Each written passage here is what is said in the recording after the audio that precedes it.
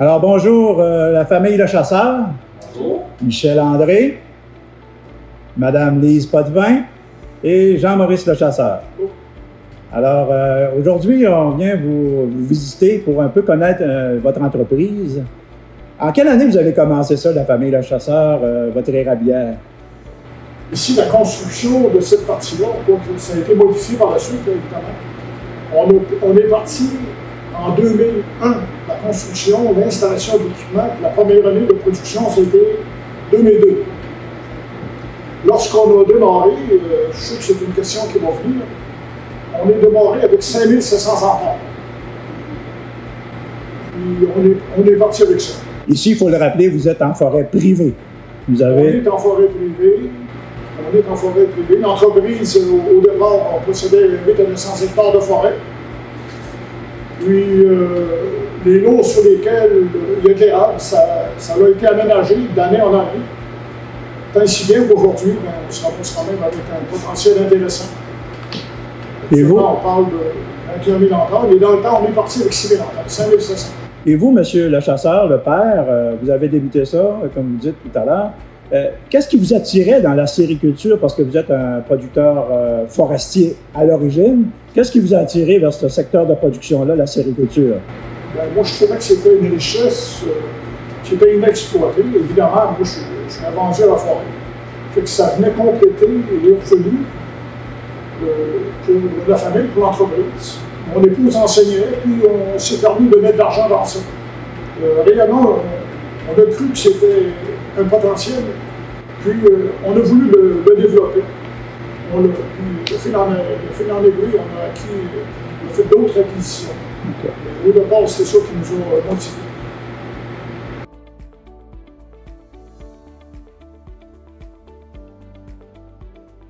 Alors, comme vous le décriviez tout à l'heure, votre projet, vous avez démarré ça tranquillement, avec un petit nombre d'entailles. Probablement étiez-vous à la chatière au début, un peu? Non, du tout. Nous, quand on s'est installé, immédiatement, on s'est emmené vers la Tue-Bleue.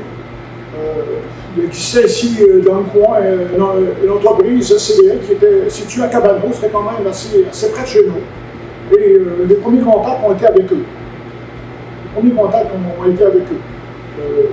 Par la suite, je me souviens, le premier qui était dans ça, le CDL, je pense que c'était Camille Lien, oui, Lien.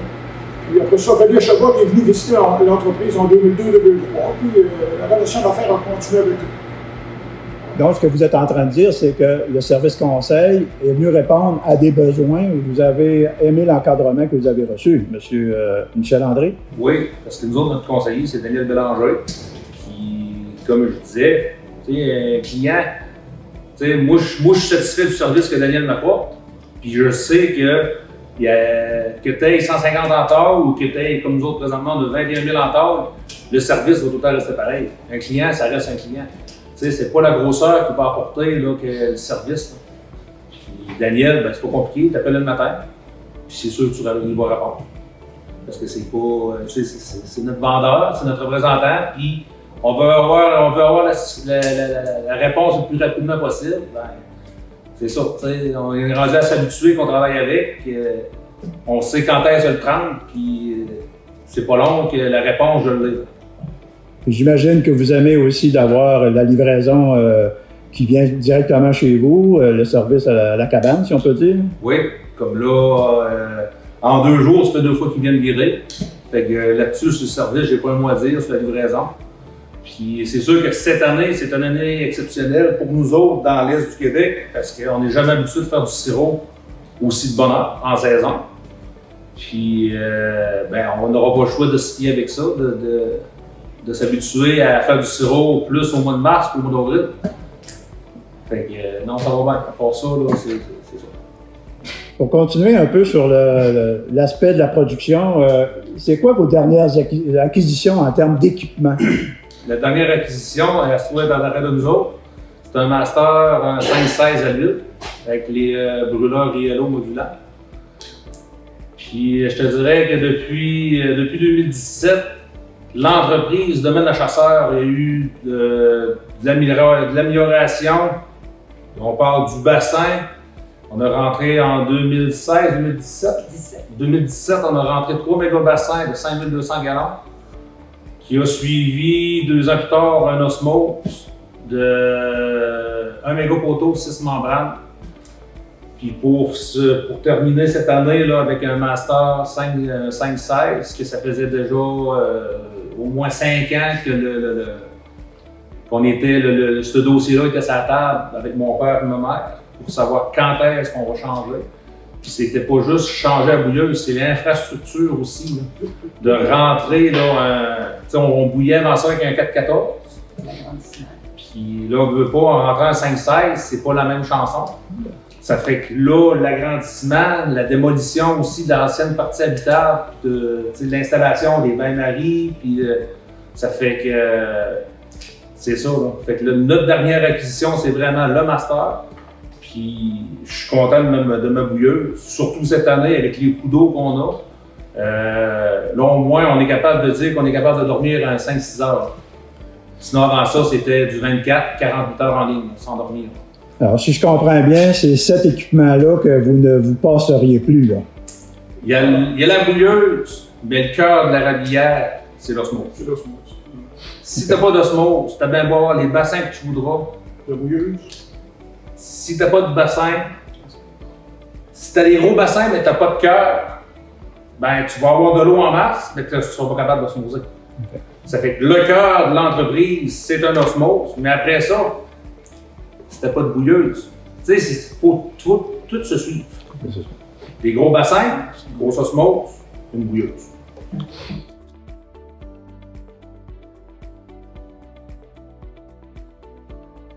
Alors, après nous avoir parlé un peu de vos équipements, quel est le prochain équipement qui vous intéresserait le plus, là?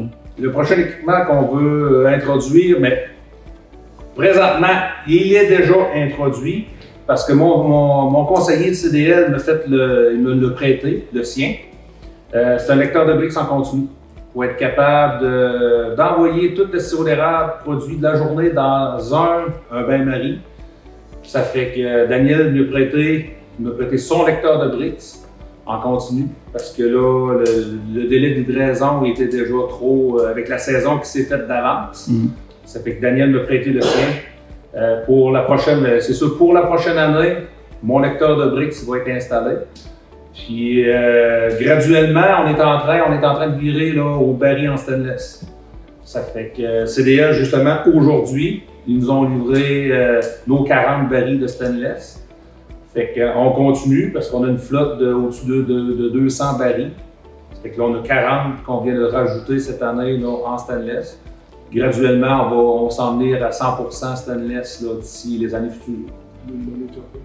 Puis le monitoring, ça fait quelques années, ça fait 3 ans, entre 3 et 4 ans qu'on a le système informatique, mais depuis 2 ans qu'on le tient vraiment à jour, puis on travaille avec le système. C'est pas juste dire j'ai le système monitoring, c'est de travailler avec. C'est d'apprendre à travailler, puis d'apprendre à voir les historiques. Des problèmes qu'on avait avant, sans le monitoring, on n'était pas capable de savoir. Mais il y a plusieurs personnes qui ont le monitoring pour dire j'ai un monitoring. Mais d'apprendre à travailler avec, puis de déceler les problèmes, c'est une grosse étape pour la production acéricole. Puis cet équipement-là, elle répond à des besoins aussi, elle ménage, elle coupe un peu la main-d'œuvre. Ça vient vous outiller un peu aussi pour le suivi de la production. Pour le côté main-d'œuvre, on a 21 000 hectares, comme je disais. On a 2 gars, on a 2 employés en forêt. Puis regardez, c'est vraiment pas compliqué, là. Ils partent le matin, comme là aujourd'hui, cet après-midi, ils ont seulement 2 lignes à aller vérifier. Mais on tient un vacuum présentement à la cabane principale, on tient un vacuum de 27 en forêt, puis 0.2, 0.3 maximum de différence entre la cabane et les têtes de ligne. Ça fait que pour moi, je suis très satisfait de mon système, là.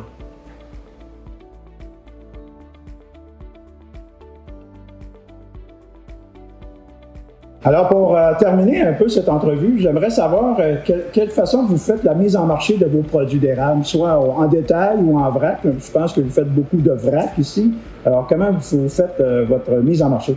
Bon, ici, M. Beaulieu, d'abord, moi, j'étais de ceux qui ont cru au départ à la mise en place de la Fédération des producteurs acédicoles du Québec. Puis, notre sirop transige tout via ce canal-là. Ici, à l'Érablière, on ne fait pas de partie de sucre, on fait très peu de transformation, très peu. Le sirop est vendu en vrac. Puis, c'est Bécassères, évidemment, qui est l'acheteur ici en région, mais via la Fédération. On est satisfait de ça. Les organisations parfaites, ça n'existe pas, parce que ça nous ressemble, ça a été fait par des hommes et des femmes, mais on est très satisfait de ça. Et j'aimerais poser peut-être une dernière petite question au niveau du... Comment vous vivez actuellement le transfert? C'est quelque chose que vous avez souhaité, puis vous aimez beaucoup, je crois le sentir que vous êtes un ardent défenseur du transfert d'entreprise. C'est une bonne question. Je pense que c'est très pertinent, que ça vaut la peine qu'on en parle. Lise et moi, on a toujours rêvé d'avoir quelqu'un qui puisse prendre la relève. Quand on est parti, moi j'avais quand même au-delà de 50 ans. Aujourd'hui, Michel André fait partie de celui qui va reprendre le flambeau. Il est très adroit. Il est très adroit et c'est un beau travail. Je pense qu'il nous ressemble un peu. Puis, comment dire, avec l'entreprise acédicole, il y a aussi beaucoup de boisés. Je pense que ça aussi, c'est un revenu qui est intéressant et qui vient suppléer les années où les années sont plus sombres. Les années ne sont pas toutes bonnes en acédiculture. Ici, on fait du sirop, puis on fait de la forme, on fait du bois. Fait que Michel André est capable de continuer, moi je n'ai aucun doute. J'ai aucun doute, là, puis il va être encore là pour plusieurs années. Nous, ce qu'on peut faire, c'est de l'appuyer, de l'aider un peu. Puis on est fiers. On est fiers de ça. Je pense que les aussi en mesure de témoigner de toute notre fierté qu'on a à l'égard du projet et de la continuité. On a le garçon qui est capable de tout faire. Et ça, c'est un plus dans une érablière. Quand je dis tout faire, c'est lui qui fait des installations, il fait la plomberie, il fait n'importe quoi. Et ça, on n'en trouve pas partout de ça. Comment nos petits-enfants seront, les enfants de Michel André? Déjà, à l'âge de 10, 11, 12 ans, on les sent déjà intéressés. C'est quoi d'intéressant pour nous aussi? Ce qui est intéressant dans votre cheminement aussi, c'est que vous croyez à la productivité d'une érablière, d'une forêt qui est là en pérennité pour la descendance, la relève. Ça perdure dans le temps. C'est une ressource, on croyait à la ressource au départ, on y croit encore de plus en plus, puis on est conscient on porte beaucoup de respect, notamment lors de l'entourage, à la grosseur de l'arbre, parce qu'on sait que c'est l'avenir. On sait que c'est l'avenir. Puis ça, de ces valeurs-là, je pense qu'on les a transmis à Michel André, puis Michel André va être capable aussi de les transmettre aux enfants. Les enfants le savent déjà.